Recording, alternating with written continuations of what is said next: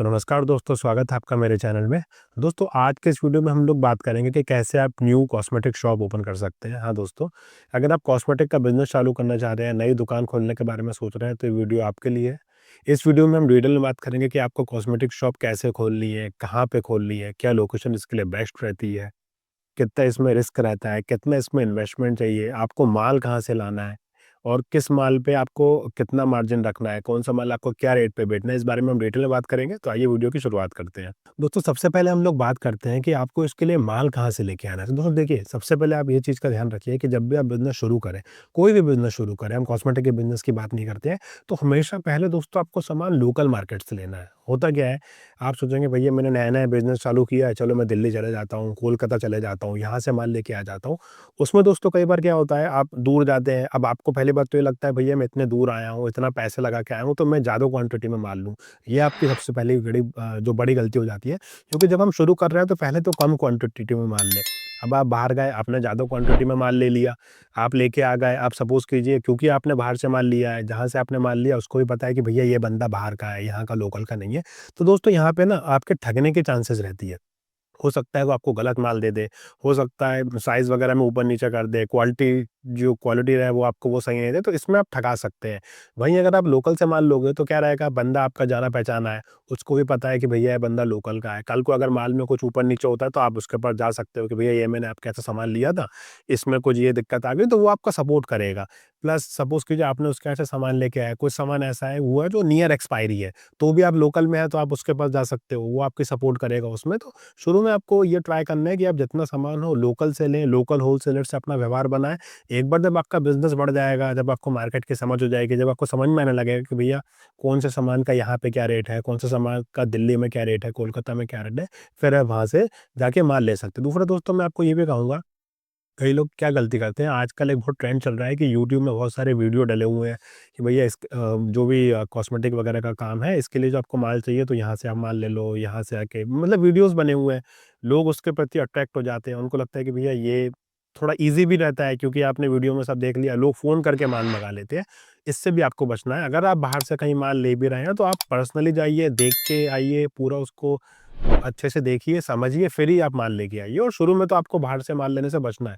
बाकी ये भी वीडियो डले रहते हैं कि भैया ये चाइना का माल है, ये थाईलैंड का माल है, ये इधर का माल है, उधर का माल है, ये सब आपको यूट्यूब में दिखेगा। लेकिन दोस्तों सब आप तो इन चक्करों में मत फँसिए क्योंकि कई बार क्या होता है, मार्केट जो माल है वो सब दिल्ली का ही रहता है, उसको इस तरीके से बताया जाता है कि यहाँ का माल है, वहाँ का माल है, जिससे बाहर के लोग उसमें कहीं न कहीं ट्रैप में आ जाते हैं। तो शुरू में आप क्या कीजिए, लोकल माल लीजिए, कम क्वांटिटी में माल लीजिए और धीरे-धीरे आप फिर इसको आगे बढ़ाइए। दोस्तों, अब हम लोग बात करते हैं कि कॉस्मेटिक शॉप आपको किस लोकेशन में खोलना चाहिए या इस शॉप के लिए बेस्ट लोकेशन क्या होगी।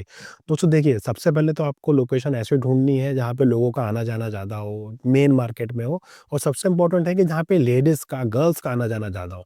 तो इसके लिए बेस्ट लोकेशन क्या हो सकती है कि आप मार्केट में ऐसी जगह ढूँढिए अगर पॉसिबल हो तो, जहाँ पे बहुत सारी कॉस्मेटिक के शॉप्स पहले से हैं। उसके अगर आप आस-पास दुकान लेंगे तो ये तो बेस्ट लोकेशन हो गई, क्योंकि होता क्या है, जैसे कस्टमर एक दुकान में गया, उसको वहाँ पे जो सामान लेना है वो सपोज़ नहीं मिला, तो वो बाजू की दुकान में जाएगा, वहाँ नहीं मिला तो तीसरी दुकान में जाएगा, तो वहाँ पे अगर आपकी दुकान है तो ये तो बेस्ट लोकेशन होगी। क्योंकि दूसरा आप लोग क्या कर सकते हैं दोस्तों, आप ऐसे जगह पे दुकान लीजिए, अपनी दुकान ढूँढिए, जहाँ पे जैसे अगर साड़ियों की कोई दुकान है, सूट की कोई दुकान है, लेडीज़ वियर की दुकान है, तो लेडीज़ वहाँ पे आएँगी, वहाँ से निकलेंगी तो फिर वो कॉस्मेटिक शॉप में आ सकती हैं। क्योंकि कॉस्मेटिक शॉप में दोस्तों कई कई सामान ऐसा रहता है जो मैचिंग के हिसाब से लेडीज़ लेती हैं। तो जैसे ही वो कपड़े वगैरह लेके आएँगी तो हो सकता है वो आपकी दुकान पे आ जाएँ, तो ये एक काफ़ी अच्छी लोकेशन हो गई इसके लिए। तीसरा दोस्तों, अगर आप ऐसी जगह पे दुकान नहीं ले सकते हैं, क्योंकि जैसा मैंने आपको बताया दोस्तों, ये लोकेशन ज़रूर से ज़रूर मार्केट में होगी। मार्केट में दुकान लेना महँगा भी है और मार्केट ऑलरेडी पहले से ही भरा हुआ होगा। तो अगर आप यहाँ दुकान नहीं ले सकते हैं तो आप अगर पॉसिबल है तो जैसे कोई गर्ल्स का कॉलेज हो, गर्ल्स का स्कूल हो, तो इंजीनियरिंग कॉलेज वगैरह हो जहाँ पे गर्ल्स का आना-जाना है, वहाँ पे आप दुकान ले सकते हैं, क्योंकि गर्ल्स वगैरह वहाँ से निकलेंगी, आपकी शॉप है तो वहाँ पे भी आपकी दुकान चलने के काफ़ी अच्छा चांसेस है। तो आपको यही ध्यान रखना है, लोकेशन अच्छी ढूँढना है। कहीं ऐसा ना हो कि आपने बिल्कुल कहीं कोने में दुकान ले ली, तो फिर वहाँ पे कस्टमर आएँगे नहीं और लोग ये भी सोचते हैं कि भैया मेरी दुकान में अगर मैं अच्छा माल रखूँगा, अच्छे रेट पे माल बेचूँगा तो मैं कहीं भी खोल लूँ, मेरी दुकान चलेगी। दोस्तों देखिए, इन चक्करों में आप ना पड़ें। ये सब ठीक है बात, अगर ऐसे भी दुकान चलती है, लेकिन आप कोशिश कीजिए कि आप अच्छी लोकेशन में लें, जहाँ से आपको पहले दिन से ही सेल मिलना चालू हो जाए।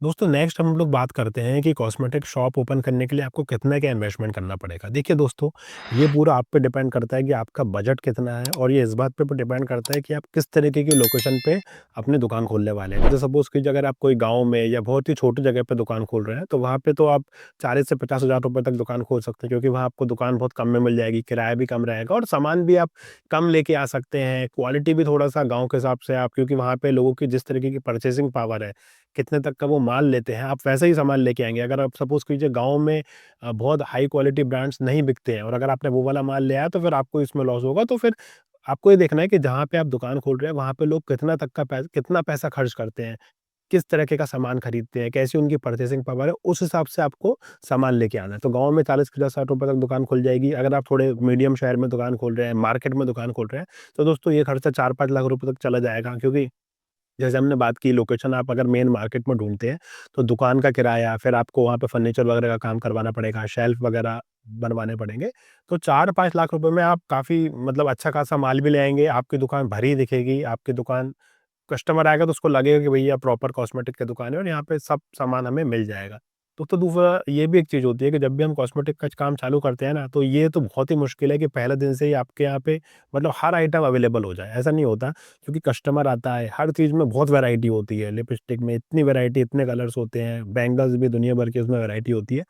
तो आपको क्या करना है, जब कस्टमर आपके यहाँ आए, अगर आपको ऐसा लगता है कि वो जो प्रोडक्ट आपसे माँग रहा है, जो वैरायटी आपसे माँग रहा है, अगर वो आपके पास अवेलेबल नहीं है, आप उसको लिखते जाइए कि भैया ये चीज़ों की डिमांड बन रही है, और जब अगली बार आप माल लेने जाएँगे अपने होलसेलर के पास है, तो उसको फिर लाके ऐसे-ऐसे आप अपना वैरायटी बढ़ाइए और माल बढ़ाइए। तो शुरू में तो जो अभी ट्रेंड में चल रहा है वैसा आप माल लेके आइए, तो 4-5 लाख रुपए तक आप सिटी में दुकान खोल सकते हैं। और दोस्तों आपको इसमें ये भी ध्यान रखना है कि आपका जो बजट है उस हिसाब से आपको काम करना है। सपोज़ कीजिए आपके पास 5 लाख रुपए हैं, अब 5 लाख रुपए से आपने 3 लाख रुपए का सिर्फ़ सपोज़ कीजिए बैंगल्स ही ले आए, चूड़ियाँ ले आए, तो फिर बाकी का सामान तो आपके पास है नहीं, तो आपकी दुकान कैसे चलेगी? तो आप पूरा अपना माइंडसेट बनाइए, पूरा अपनी स्ट्रैटेजी बनाइए कि भैया मेरे पास 5 लाख रुपए है, ऐसे में मुझे दुकान का किराया भी निकालना है, पगड़ी वगैरह भी देनी है, जो डिपॉज़िट वगैरह रहता है, और फिर मुझे थोड़ा-थोड़ा करके सब माल लाना है और ऐसे अपना काम आगे बढ़ाना है।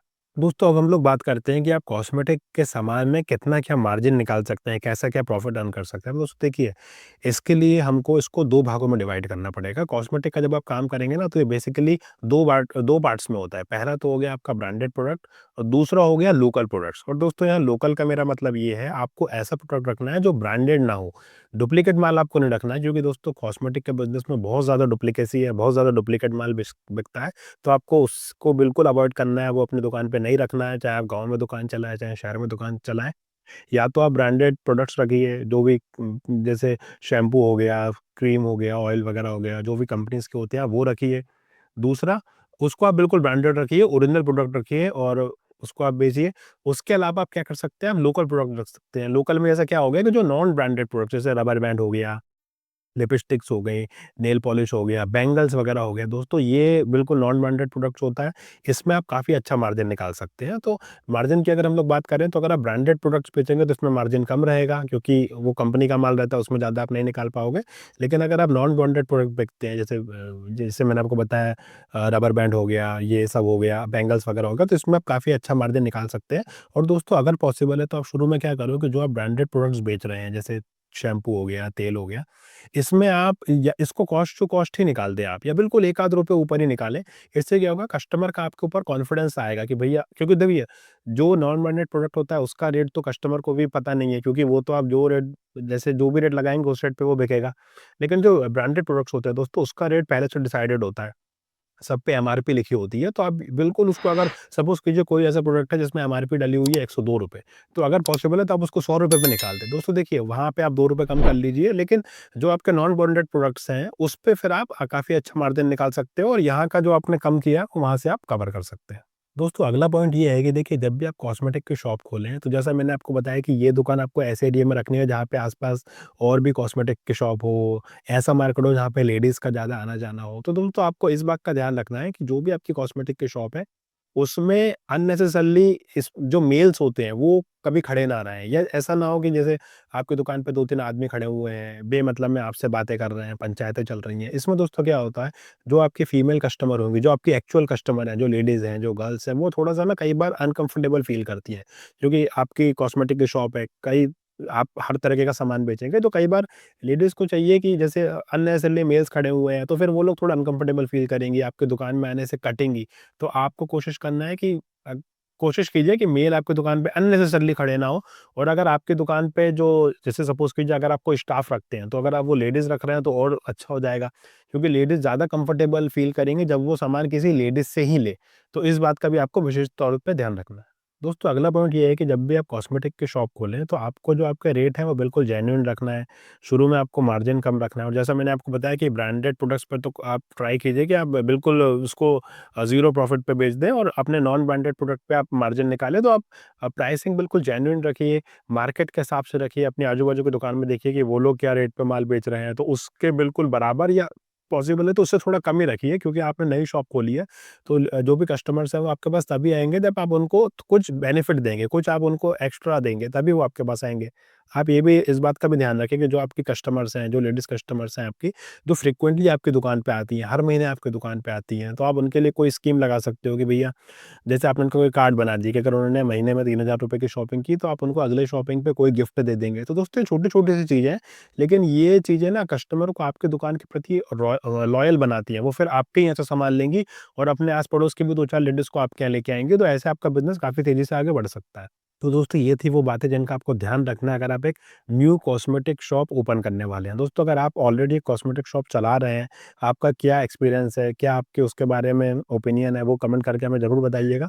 बाकी अगर वीडियो आपको अच्छा लगा तो प्लीज़ इसको लाइक कीजिएगा, शेयर कीजिएगा और चैनल को सब्सक्राइब कीजिएगा। Thank you friends.